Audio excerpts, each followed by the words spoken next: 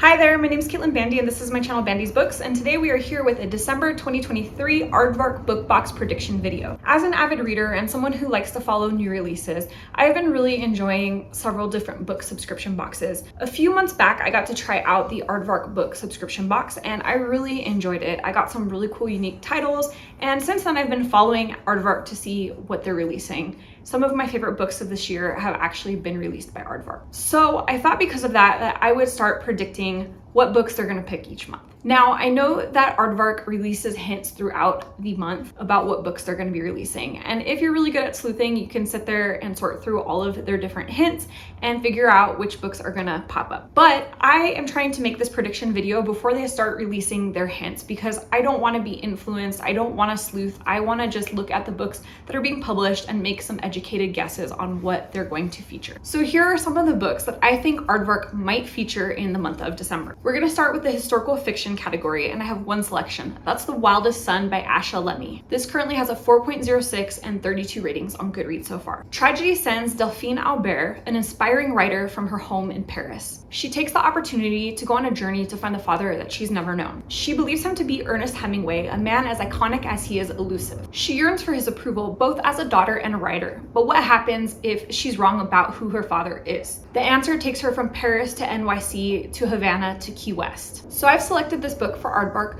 because Asha Lemmie is a fairly well-known author. Her previous release was 50 Words for Rain, which seemed to do pretty well. She's known for stunning prose and beautiful writing, but also for delving into really deep and emotional topics. I think that this is one of those books that could be a sleeper, where not that many people are hyping it up prior to release, but a lot of people are going to be talking about it after it releases. Then we have the thriller and horror genre. First up is Where the Dead Wait by Wilkes. This currently has a 3.80 and 51 ratings on Goodreads so far. William Day should be an acclaimed Arctic explorer, but after a failed mission where his men had to eat the dead to survive, he is disgraced. 13 years later, his second in command, Jesse, goes missing in those same frozen waters. When the rescue mission becomes a journey into his past, William must reckon with the things that he's done. So I've selected this book for Aardvark because it is another under the radar release.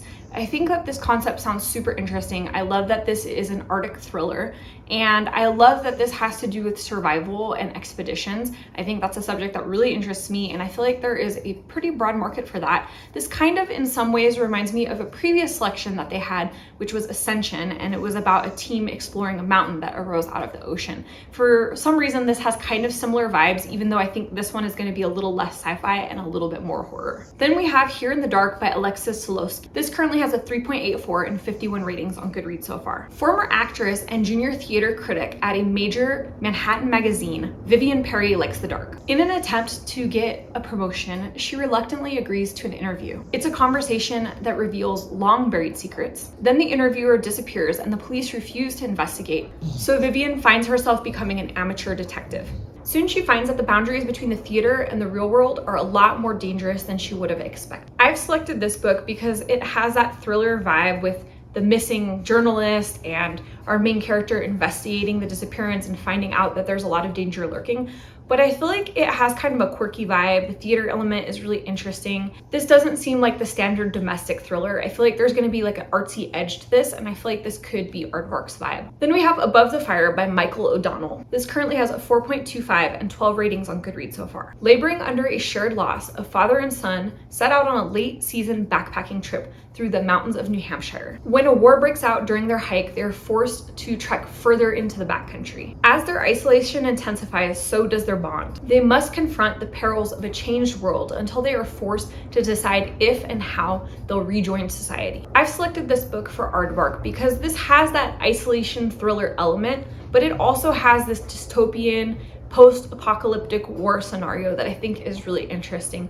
I think this is going to go into some deep exploration of human emotions and survival and reshaping of the world. And I feel like all of those elements are things that Aardvark has explored in the past. Next up, we have the romance genre, and I have two selections. First up, we have Meet the Benedettos by Katie Cotugno. Every family is complicated, and the Benedettos are no exception. A few years after a reality show skyrocketed the family to fame, the five sisters are living in their family's crumbling mansion, almost broke and headed toward rock bottom, when Captain Fantastic star Charlie Bingley and his best friend Will Darcy move into the neighborhood, there are some people pushing for romantic matches and others who are warning the men away from this ridiculous family of reality show has-beens. I selected this book for Aardvark because it's a debut novel and I know that they like to feature debuts. I also feel like this has a quirky social commentary about social media and reality TV shows and love and just a whole bunch of interesting things that makes this a little bit more than just a typical romance.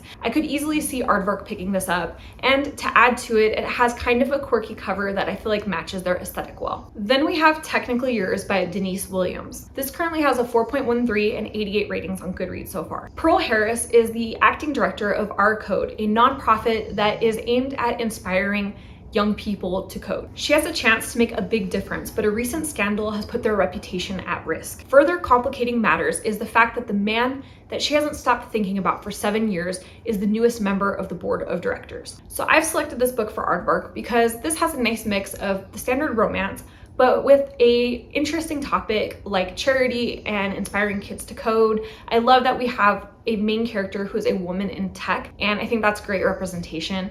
I don't know that Aardvark will pick this one up, but if they go for a standard romance, I think that this could be a good one for them. Next up, we have the contemporary and literary fiction genre. I have 2 selections for this genre this time. The first of my selections is The Year of Goodbyes and Hellos by Kelly Irvin. This currently has a 4.50 and 24 ratings on Goodreads so far. Determined to save her sister Sherry's life, Kristen drops everything to guide her through her harrowing cancer treatments. When she can't balance the needs of her patients, her role as a mother and a wife, and her frantic attempts to save her sister, her life starts to crumble around her. Meanwhile, Sherry has worked to cultivate balance in her own life, but her diagnosis sends her spiraling into the scary world of unknown outcomes. With the clock ticking, she's determined to heal old wounds. I've selected this for Aardvark Book Club because this has an exploration of some really deep themes. We have 2 sisters who are trying to heal these old wounds that are left by their past. We have one sister who's terrified to lose the other. We have one who is dealing with this horrible illness and just the overwhelming fear that she's experiencing. I think this could go really deep, and I could just see this being a really nice emotional pick for Aardvark. Then we have Flores and Miss Paula by Melissa Rivero. Currently has a 3.82 and 51 ratings on Goodreads so far. 30-something Flores and her mother Paula still live in the same Brooklyn apartment, but that's the only thing they have in common. It's been 3 years since they lost Martin, the beloved father, husband, and the bridge between the two of them. One day, while cleaning around his urn, Flores finds an apology letter from her mother tucked underneath it, and she ends up wondering what her mother could possibly have to apologize about. When forced to move out of their apartment, both women must confront their complicated pasts. I selected this book for Aardvark Book Club because I feel like this just screams Aardvark aesthetic. The cover, first of all, matches a lot of the things that Aardvark has featured in the past, but I think that the subject matter of this book fits Aardvark even better.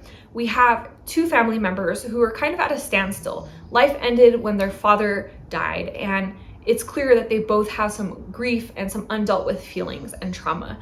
And I think this move that the 2 of them are going to be experiencing is going to bring all of that up. I think that this will be a great emotional exploration, and I'm really looking forward to getting into this one. And finally, we're going to get into the science fiction and fantasy genre. I have 2 choices for this month. First up is Yours for the Taking by Gabrielle Korn. This currently has a 4.01 and 210 ratings on Goodreads so far. The year is 2050. Ava and her girlfriend live in what's left of Brooklyn, and soon the climate change wrecked outside will be completely uninhabitable. The only guarantee of survival is to be accepted into the Inside Project, a series of city-sized weather structures around the world. Jacqueline Millender is a reclusive billionaire and a women's rights advocate who's become the director of the Inside building in Manhattan. Shelby, a business major from a working-class family, and Olympia, who's just finishing medical school, are swept up into Jacqueline's corporatized feminist world. As Ava, Shelby, and Olympia notice some issues with Jacqueline's system, she becomes noticeably unhinged and dangerous to keep her dreams alive.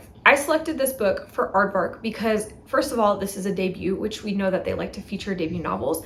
And second of all, I think that this has a really unique concept. It is post-apocalyptic. It is going to discuss climate change and how it's destroying the world, and it's going to talk about humanity's survival through climate change. But more interestingly, I think this is going to take a look at feminism and environmentalism and wealth and class and how it intersects with the upcoming climate disaster. I think this could be an outstanding read, and I'm really looking forward to getting into this one. And finally, we have Dazzling by Chikodili Emelumadu. This currently has a 3.85 and 117 ratings on Goodreads so far. Treasure and her mother lost everything when Treasure's father died. When Treasure meets a spirit at a local market, he promises her that if she does one terrible thing for him, he'll bring her father back. Ozo Emena has an itch in the middle of her back that speaks to her patrilineal destiny, an honor that's never been bestowed on a girl before. She must become a leopard to defend the land and protect its people. Her father told her it was an honor before he vanished, but she doesn't want it. Soon the girl's destinies set them on a collision course. Ultimately, they must ask, in a world that says no to women,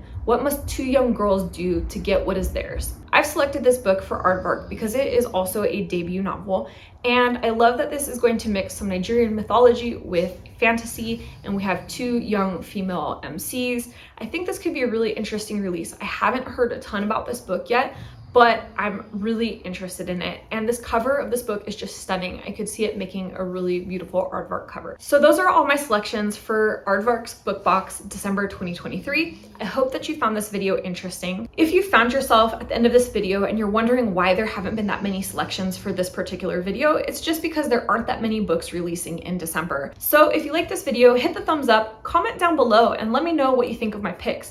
Are there any of these books that you're in particular looking forward to? Any that you would really like Aardvark to feature? Or if not, are there any books that you think Aardvark should feature that I didn't mention at all? And if you're not already subscribed to this channel, you know what to do. Hit the subscribe button down below, as well as the notification bell, so that you never miss a video, and that way we can see each other again soon. Thanks so much for joining. Bye.